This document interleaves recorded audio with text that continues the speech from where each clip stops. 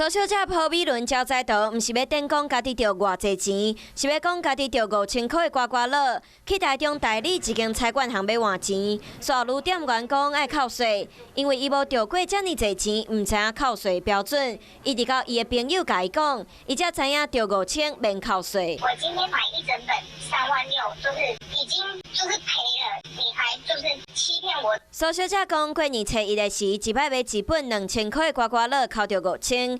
过工搁转去原本买的菜馆行换钱，想要到领奖金互扣税，互伊有一种哄骗的感觉。发票会扣税啊，所以彩券的话没有听说，我觉得他有点欺骗消费者。所以你也知道说5000块是可以实领的。对啊，是啊，他客人比较多，疏忽到了。有的民众知影着5000免扣税，有的唔知嘛，感觉店家骗消费者。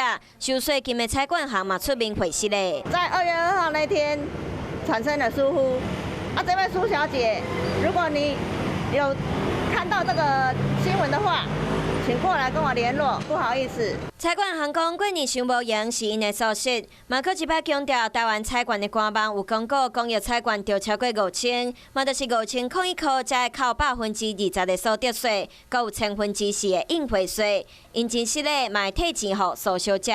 不需扣款，而巧立名目扣款，那可能会触犯刑法339条诈欺罪，依法可处5年以下有期徒刑。律师讲，菜馆行的行为可能已经违法。